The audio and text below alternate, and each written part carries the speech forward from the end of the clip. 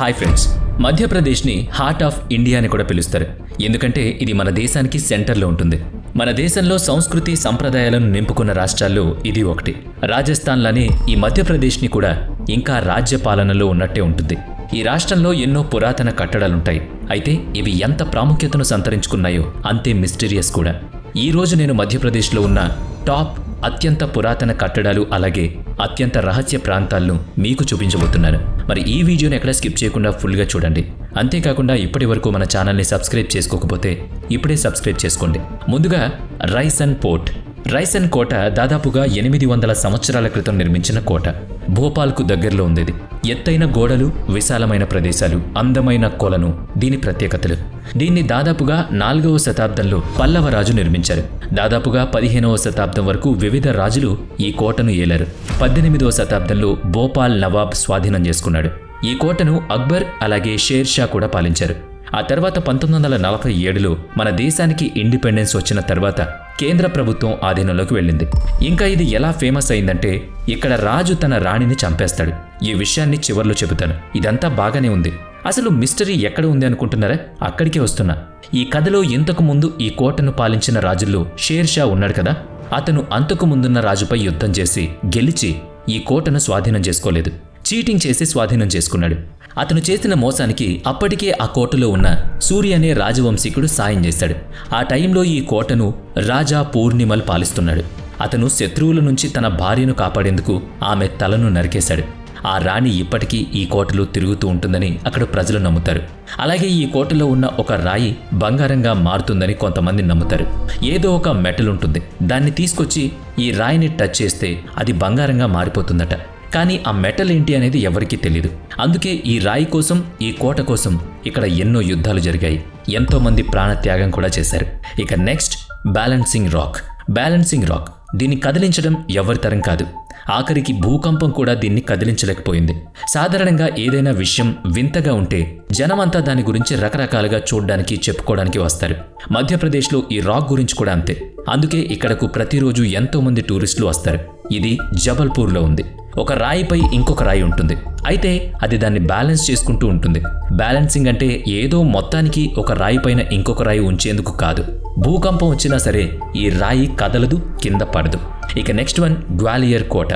ఈ కోటలో అన్ని రహస్యాలే. ఈ కోటను గ్వాలియర్లో 6వ శతాబ్దానికి చెందిన ఒక రక్షణ కోటగా చూస్తారు. ఈ కోట చాలా పెద్దది. హిందూ కోటలు అన్నిటిలోనూ టాప్ లెవెల్లో ఉంటుంది ఈ కోట. అప్పట్లో ఇది కోట్ల రూపాయల ధనం, బంగారాన్ని కాపాడే కోట. అయితే ఇవన్నీ ఎక్కడున్నాయనే సంగతి, అలాగే వాటికి దారి ఎటుందనే సంగతి ఎవరికీ తెలీదు. ఇప్పటికీ అది మిస్టరీగానే ఉంది.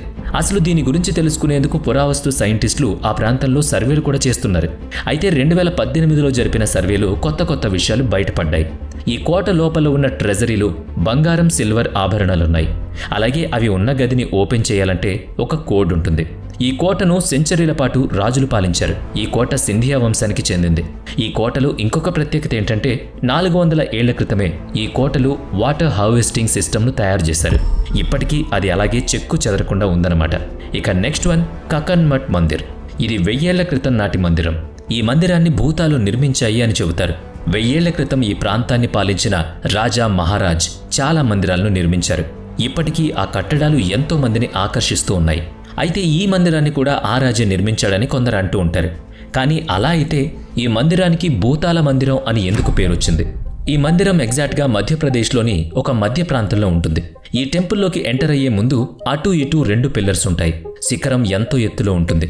కింద నుంచి పై వరకు కూడా ఎన్నో కళాఖండాలుంటాయి.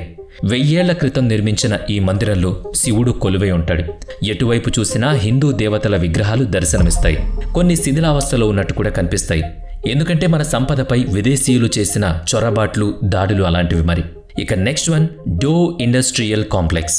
మధ్యప్రదేశ్లో అత్యంత భయభ్రాంతులకు గురిచేసే ప్రాంతం ఇది. ఈ డో ఇండస్ట్రియల్ కాంప్లెక్స్ను హార్ట్ వీక్గా ఉన్నవాళ్ళు అందరూ ఈ కాంప్లెక్స్కి దూరంగా ఉంటే మంచిది. ఈ కాంప్లెక్స్కి 1984లో జరిగిన గ్యాస్ లీక్ ఘటనకి ముడి ఉంది. భూపాల్ సెంటర్లో ఈ బిల్డింగ్ ఉంటుంది. అసలు ఈ చుట్టుపక్కలకు రావడానికి కూడా ఎవ్వరూ ఇష్టపడరు. ఇదొక బూత్ కాంప్లెక్స్ అంటారు. ఎందుకంటే ఈ బిల్డింగ్లో నిత్యం ఆత్మలు సంచరిస్తూ ఉంటాయట. ఇక తరువాత వరుసలో మిస్టీరియస్ ప్యాలెస్ ఆఫ్ మండు. ఈ ప్యాలెస్లో ఒక పెద్ద నిధి ఉంది. ఆ నిధిని ఒక పాము ఎప్పుడూ కాపలా కాస్తుంది. ఈ ప్యాలెస్ మధ్యప్రదేశ్లోని థార్ జిల్లాలో ఉంది.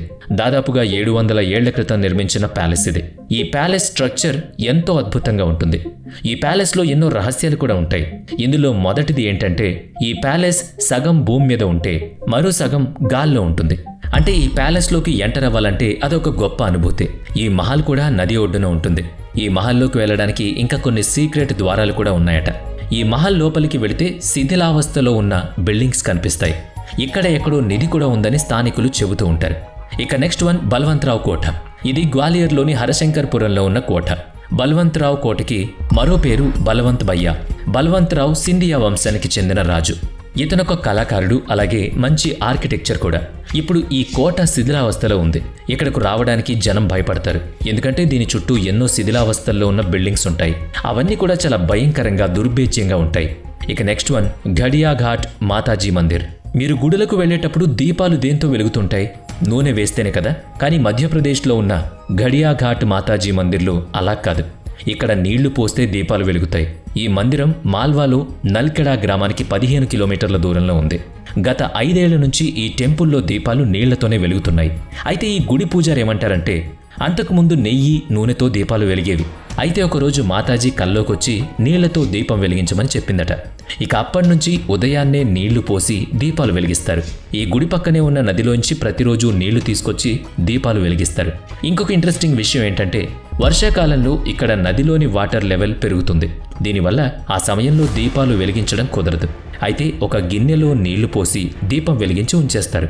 మళ్ళీ నదిలో నీరు లెవెల్ తగ్గిన తర్వాత వచ్చి చూసినా ఆ దీపం అలాగే వెలుగుతుంది. ఇక నెక్స్ట్ వన్ ఉజ్జయిని మహంకాళి మందిర్. ఈ మందిరం ఉజ్జయిని నగరంలో ఉంది.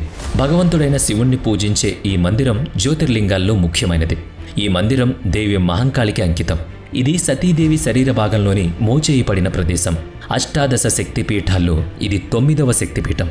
గర్భగుడిలో మహంకాళీదేవి పెద్ద నాలుకను బయటపెట్టి చాలా కోపంగా దర్శనమిస్తుంది. ఇది ఎంతో మహిమగల మందిరం. అందుకే ఈ మందిరానికి వేలల్లో భక్తులు తరలివస్తూ ఉంటారు.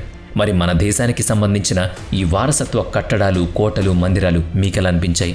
తప్పకుండా కామెంట్ చేయండి. ఇలాంటి మరిన్ని ఇంట్రెస్టింగ్ అలాగే మిస్టీరియస్ ఫ్యాక్ట్స్ కోసం మన థింక్ డీప్ ఛానల్ని తప్పకుండా సబ్స్క్రైబ్ చేసుకోండి. నెక్స్ట్ వీడియోలో మళ్ళీ కలుద్దాం. Thanks for watching.